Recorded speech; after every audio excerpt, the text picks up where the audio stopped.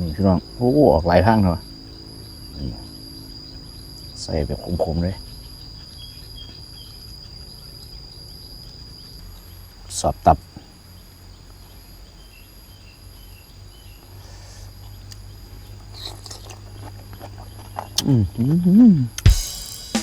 สวัสดีครับสวัสดีพ่อแม่พี่น้องสู้ผู้สุขคนมุขพ่อกับบ่าวเพชรคือเก่าพี่น้องกับมื้อนี้นอกสถานที่คือเก่าเด้อพี่น้องมาซอยจูอีกแล้วได้พบได้พ่อพี่น้องโดนหลายมือนะพี่น้อง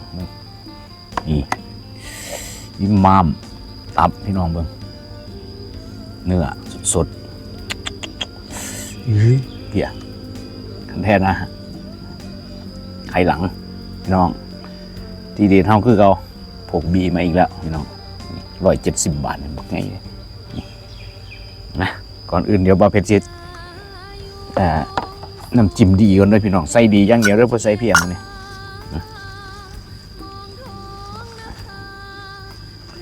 บรรยากาศข้างนอกเดี๋ยวทำหอมก่อนพี่น้องอันนี้ใบมะกรูดด้วยนี่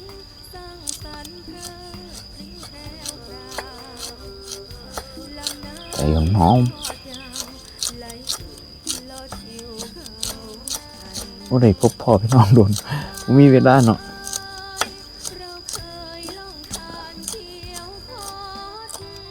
ซึ่งเขากำลังเฮ็ดไอ้หัวอยู่พี่น้องเฮ็ดหัวกันดินของบ่าวเพชรน่ะมันพังอ่ะนะจะได้เครื่องจักรมันด่างแห้งบ่าวเพชรก็เลยออกมาข้างนอก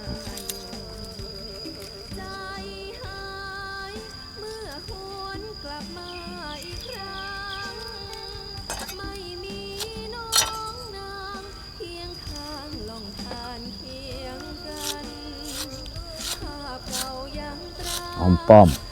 หอมเปรย์ต้นหอมน้อง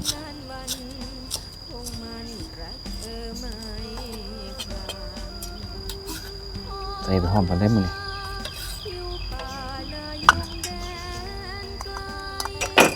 เราจะปรุงหอมไปเลยเอาขวดใส่ครับน้องเราก็จะบีใส่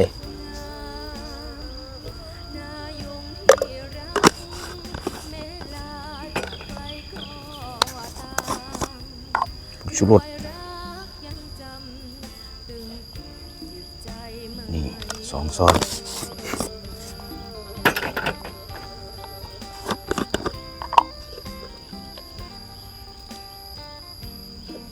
พริก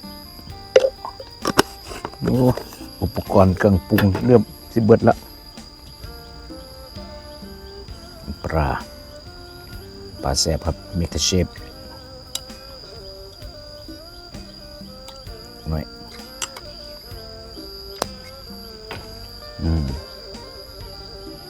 เสร็จแล้วเฮาดีพี่น้อง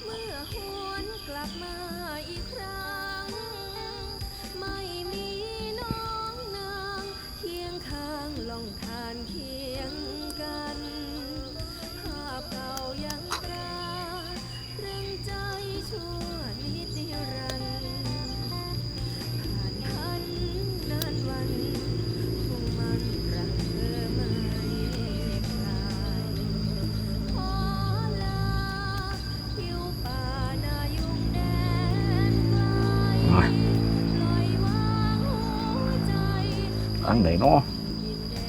นี่นะนี่พี่น้องโอ้ออกหลายทางเนาะใส่แบบคมๆเลย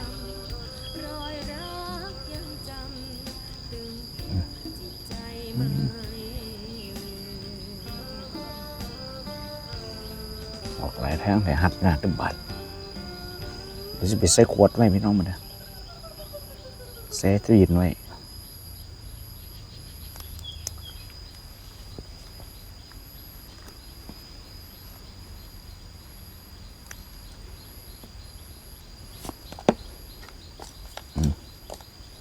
บีล้วนๆคักบดใส่เพียครับเพียบริตุ่มเนาะมาข้างนอกบริตุ่ม ได้บริใส่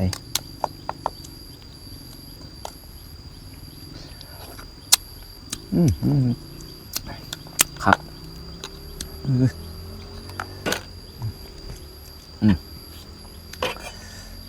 อับนะ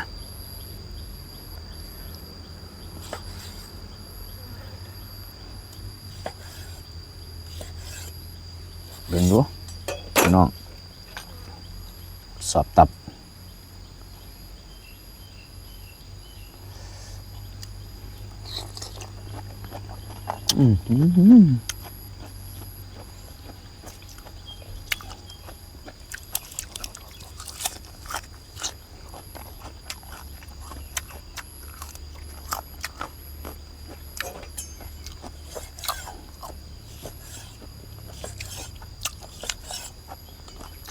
อดใจบ่ไหว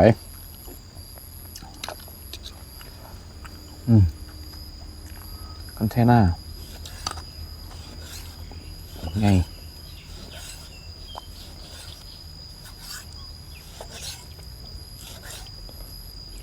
พี่น้อง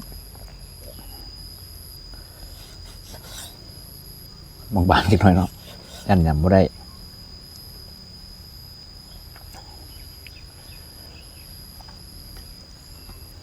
ไข่หลัง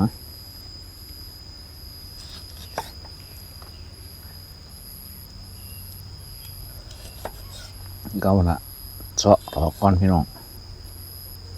เสาะไขมันอยู่นี่เนี่ย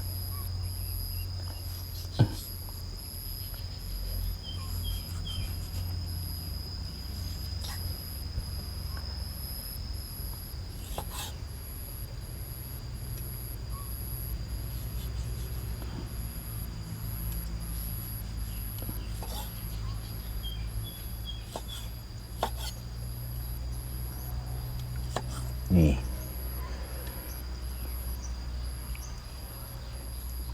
เน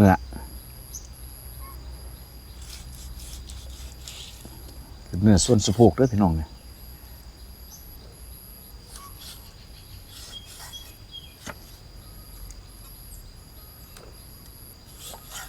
สดๆปุ๊ด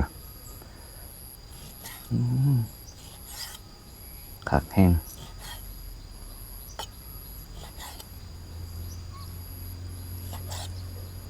เบิ่ง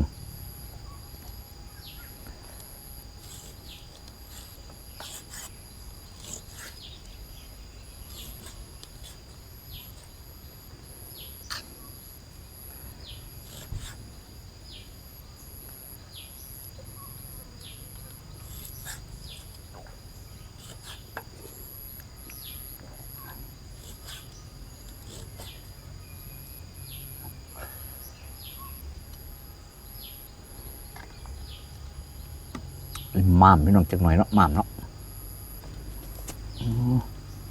ปาดยากแท้เนาะไว้สิมาเฮ็ดกัน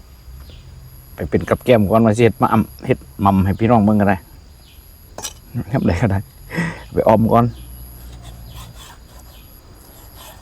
พี่น้องมาหากันหมู่มาหากันออมก่อนได้เดี๋ยวรอบนี้ล่ะบ่พลาดดอก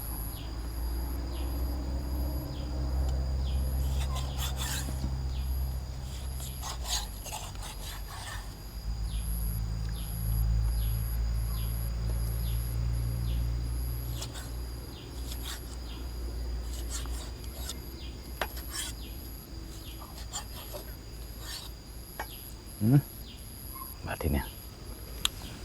ได้การนี่แหละพี่น้อง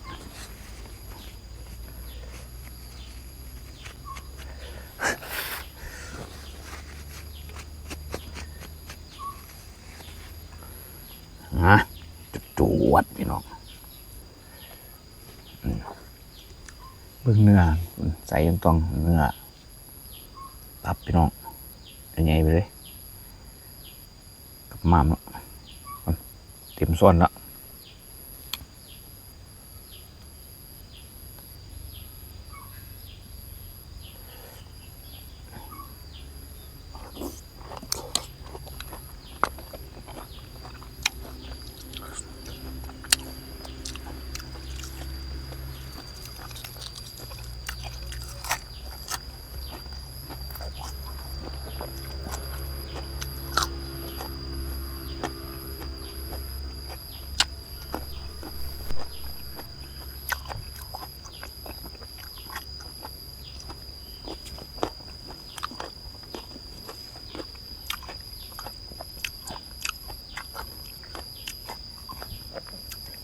ดอกคาพี่น้องเนี่ย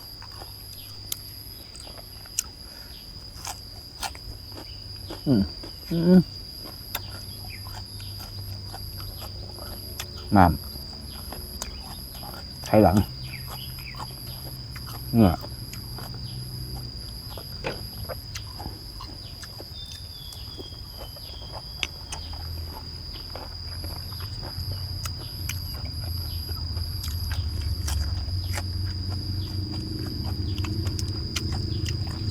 โอ้เดือดห้อนข้างนอกแบบนี้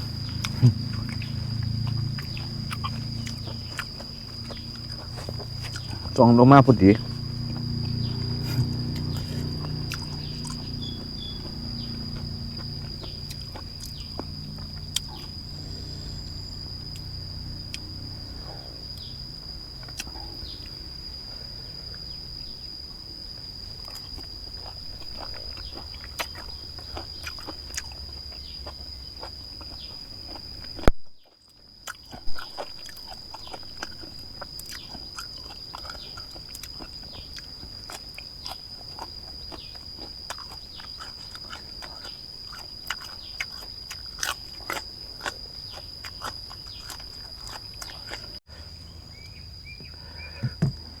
โอ้ไปดับพี่น้องมันห่อนกล้องมันดับมาคำเขาจังหน่อยเนาะพี่น้องกับนี่ตอนตับยังไงนี่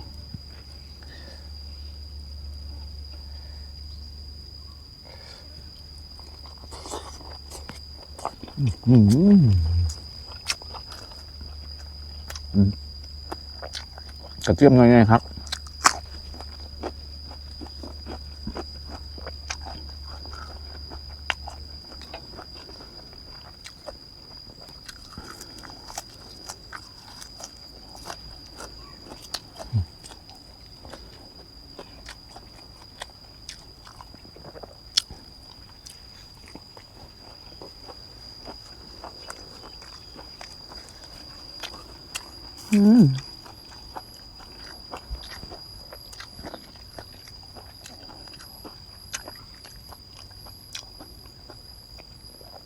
กระทะขนาดพี่น้อง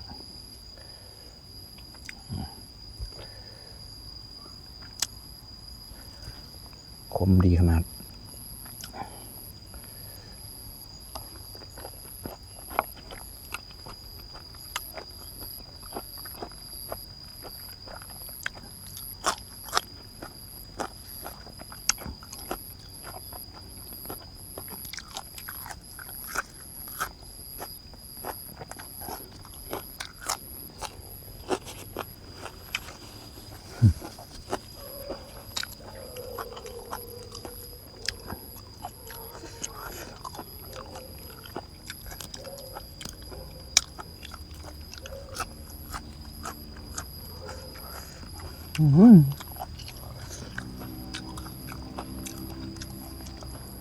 ขนาดย้ำเศร้าๆยังห่อนเนาะพี่น้องเนาะพี่น้องนำเสนอเด้อเมนูใหม่ม้าม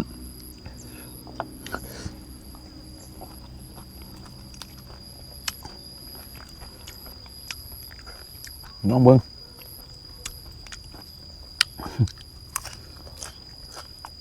หวานจ่วยๆ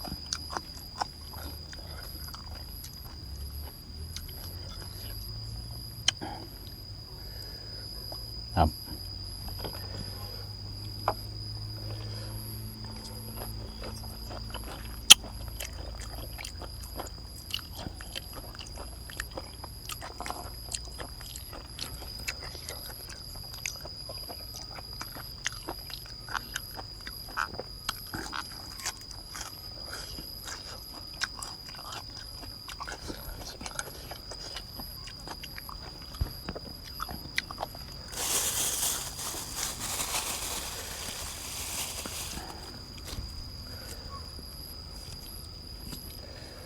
ไปเรื่อยๆเด้อพี่น้องท่านกล้องรับก็แสดงว่าเราเป็นล่าพี่น้องก่อนเลย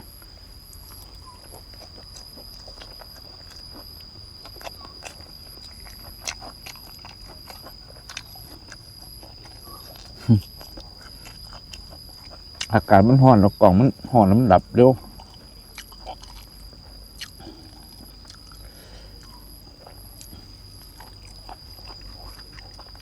เนาะมาเป็นเล็กกินเร็วๆเนี่ย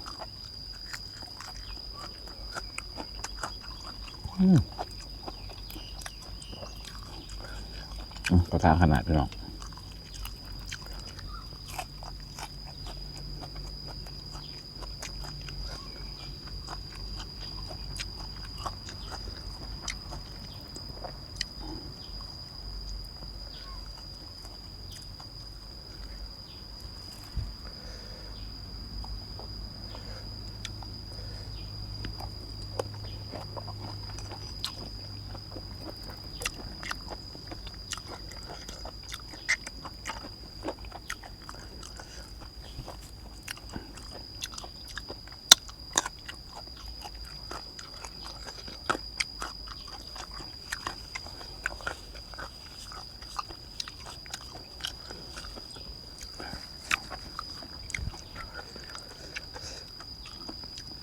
แข้งผม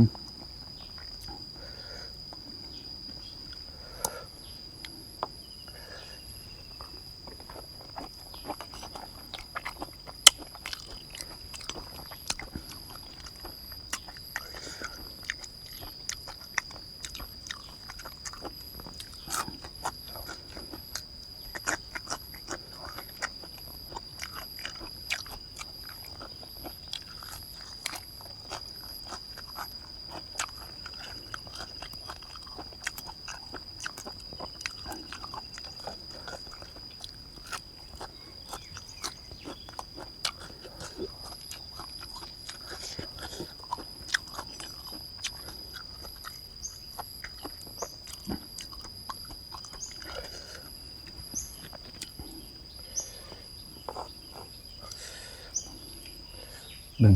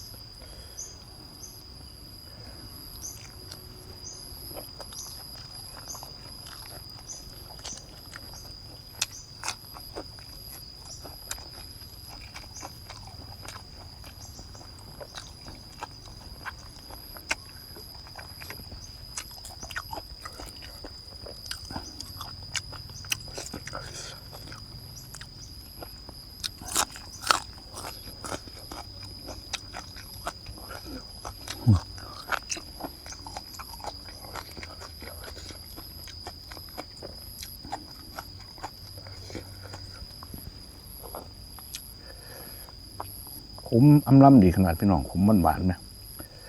ใส่บีครับ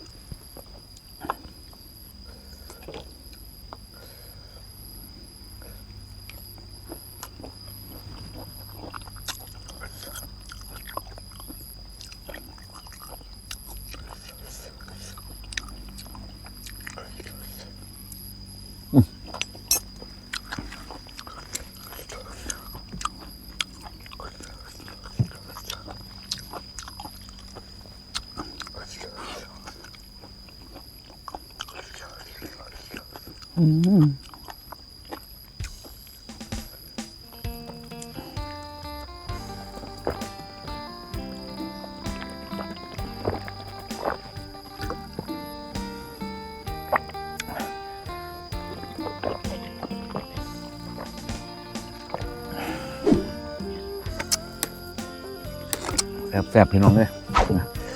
กินน้ำไหนก็แซ่บเนาะอ๋อขอบคุณพี่น้องที่ติดตามเราชมนะครับเนาะ